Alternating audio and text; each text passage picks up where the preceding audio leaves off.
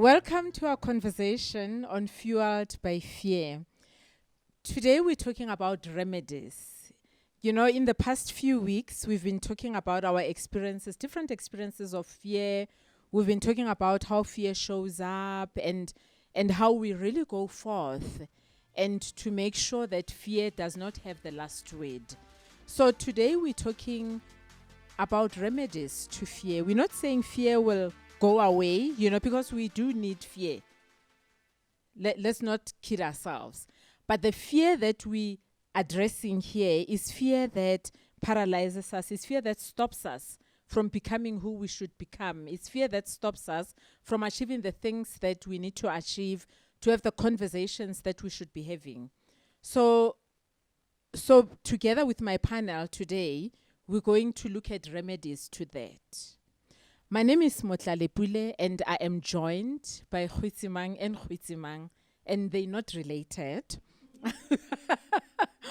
And Nomvuyo.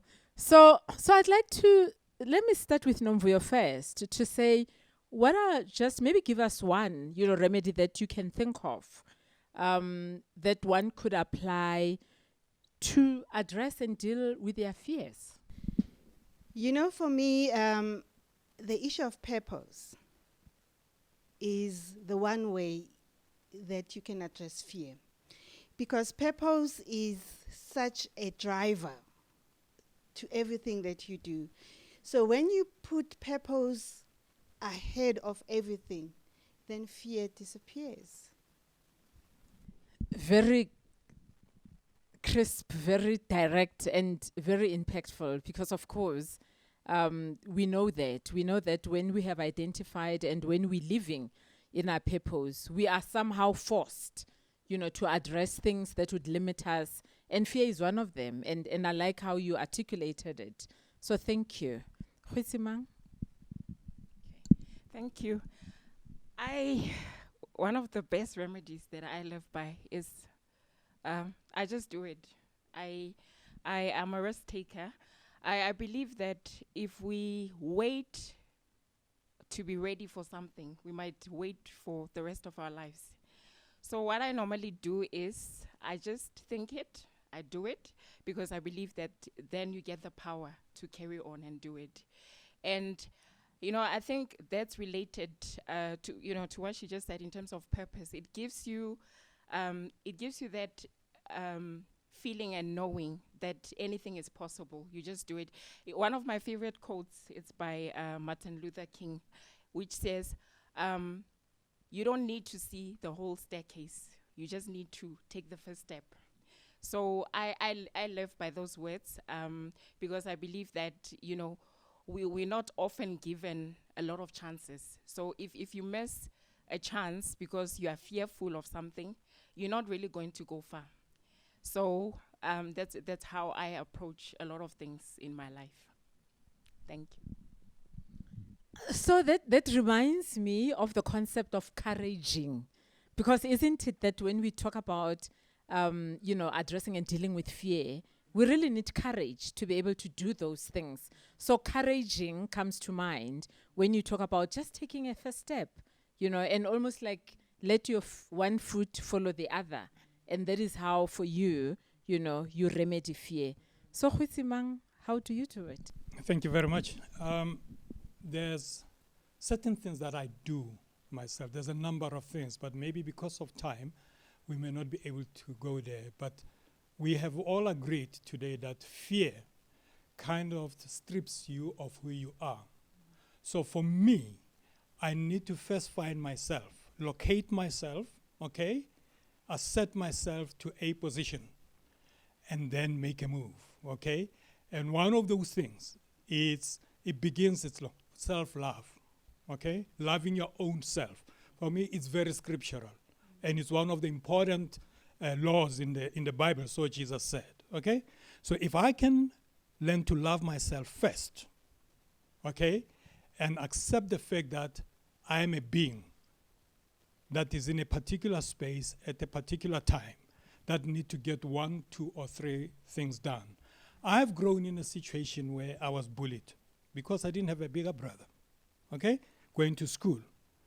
But there comes a time where you really have to stand and say, let my arms break, my legs break, let me be carried out here in a bag or something. But you know what? This is not going to affect me negatively anymore, and you fight against it. But then what that means, you have found yourself first, okay? And you placed yourself in a specific position, and then you take the plunge, okay? The two ladies have spoken about that without using the word, but you take the plunge and say, okay, fine, I'm going in there.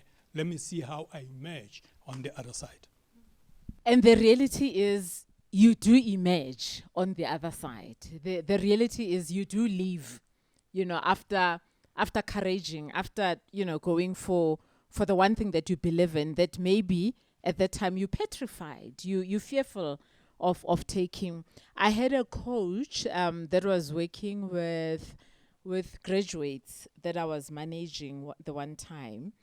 And the coach was saying to them, because they were talking about the fear of approaching people that they want to be mentored by, And I love how she responded. She said, do you know that just because they are richer in experience and knowledge, etc., does not mean they are not fearful. And in fact, if you go first, you might find that you even help them in breaking their ice. And that is, and how, if you don't go, how will you know? So I like your point about taking risks, that when we address fear, there's a lot of it that has to do with allowing ourselves to take the risk. So fear, dealing with fear, taking up space, is really about looking at the risks and doing it, knowing that the world will carry you. Let's hear more. I think the important part in taking the risk is also being prepared to live with the consequences. Okay? Because sometimes that fear comes and saying, I want to do this, but I still want to be clean when I get on the other side. No. Sometimes you emerge on the other side being very messy, okay? But you know what?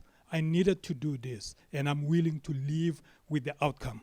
That's what I think it is. I just want to go back a little bit to what you said about self-love, because that is really, really important. When you know that I love myself too much to allow this to be an impediment. I love myself too much to live in fear. So that is a very important part. There's other two things that I think I do. One is to be mindful, because often we're not aware. You are afraid and you are not aware, So it is very important to be mindful, to be aware of what you're thinking about, because it's only then that you can recognize the fear and be able to say, hey, man, no, not now, I don't need you, So being mindful. And another thing is the power of now. Because if you remember what fear does, fear would take something that happened in the past and take it into the future. That's what fear does. But when we are conscious of what has to be done now, what is required to be done now, what is available to be done now, then we act in the power of now. I'm just thinking that also one of the beauties about the whole fear is that it depends on how you look at it, but it sort of forces you to have courage. It forces you to, to have the confidence, because, sometimes when we are so fearful, we forget who we are. And I think I like what you just said. So it forces you that, if you're not going to do this, it means things are not really going to go your way. So I think also what I do is I affirm to myself every day. I do that before I get into my office. I affirm every day that I am not going to allow anything, to put me down or to dampen my day or anything like that. So I think it's important because once we are liberated from that fear, it contributes as well to the power of now, the presence. You are liberated, and so you can connect more in terms of who you are.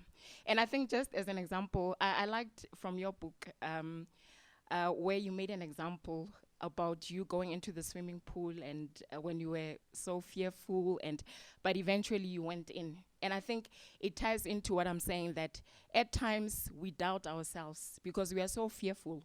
We're thinking, what will people say? Oh, this and that and that.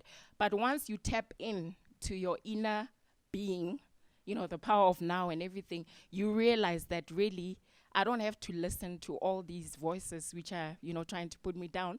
And eventually you went into that swimming pool. And the feeling that you got after that, it was a liberating feeling. So I think for me, that's how I do things as well. That's why I've taken a lot of risks professionally, personally, where people would not understand, where did you get this courage to do that? But I think part of it had to do with fear. But I realized that I want to do something, I have this goal to do something. So I'm not going to allow myself to not to do it. So the best thing, let me just gather up, get that courage, and then carry on. And the thing with courage is, it's not about, going and going up that big mountain. Like it was said earlier, that it's about that first step. So sometimes we look at the mountain, and of course we feel defeated by looking at the mountain because it's massive. You look at the elephant, and it's massive, and you feel defeated. But the thing about couraging is to be mindful around your perception about what needs to be done. Looking at the elephant and acknowledging that, yes, it's massive, but who said I need to eat all of it today, So being mindful of the small steps that will then take you to the big step that you're wanting to achieve. And I found that, that kind of orientation has helped me in my life as well when I deal with fear, to not worry about the big tree, but to worry, maybe about the leaf, because I can do something about the leaf. I can do something about the branch. And I know that incrementally, I will then get to address the tree. The other thing about that kind of approach is, as you do that, as you interact with the small steps, you're also strengthening yourself. You're also growing, in your journey. It's personal development, because the more you do more of whatever it is that you're doing, the more you are then able to do more in the future, And I know a lot of us, we live in environments where there's so much pressure to be this, to have that. But I think the one thing that has denied us is exactly that, to learn, to do small things, to appreciate, to savor the moment, to savor that achievement of passing that one module. Yes, you'll get the degree and you'll celebrate, but celebrate that one module. So for me, I just see also how all of that is tied up to fear. The fear of not having this big thing. That is why I want to quickly just go over, But as I say, I just think we could enjoy our lives more. We could be a lot more resourceful. We could give so much more when we get to savor, the experiences. If I may do a bit of a follow-up in the things that you're saying. For instance, one of the things that we actually have said without really articulating it is the fact that generally the world has got a script, and they kind of grab every one of us to try and fit in that script. Now, I've always said to people, when things go wrong and people say things that I did not say, I said, that is not my script. And I'll say to you, need to know, having your own script is knowing what it is that you want to do, when you want to do it, how you want to do it. Okay, that allows you to be able to say to guys, my script is this, taking small chunks, okay? Incidentally, the analogy of the steps is interesting, because as you go up the steps, you get stronger physically, you get stronger mentally, you get stronger spiritually, because you need that to be able to reach the topmost part. And that actually allows you to continue to do at your own pace. If you got somebody, let's talk about the guys who do Mount Everest. They go up, come down, go up, come down, halfway, down, and so on, before they can even attempt the summit. One South African woman went through, okay? Now, you can't have everybody follow that script. Somebody's going to die, okay? Her makeup is totally different, okay? And we can be able to find that in dealing with the issues of fear and say, listen, I need to conquer this in order for me to be able to have my own summit. I think that would actually lead forward. You know, there's a verse in the Bible that I like very much. And that's a verse that says, I never gave you a spirit of fear, but of love, power, and a sound mind. And for me, that is just the antidote to fear. What is it? It's to have love, it's to have power, and to have a sound mind. Because once you have that love and you have that power, then you can have a sound mind. That mind to be able to say, what is the solution in this case? You know? So I just want to say to somebody who is watching, to say you are the right color. You know, you have the right body. You have the right history. You have the right makeup. You are created for this. So whatever it is that you believe you are called for, you are the right person. So we mustn't allow the scripts, you know, that have been put up by other people or by environments or by the past or whatever. We mustn't allow those scripts to determine who we are. But just as you are right to be the person doing that which you have been called for. So I really like to thank you for coming and sharing your wisdom, your experience, because we continue to talk about this fear thing. We continue to find ways to remedy the fears that we deal with every day. We continue to stand up, to take up the space, to live and to have inkanyok pila. And thank you so much.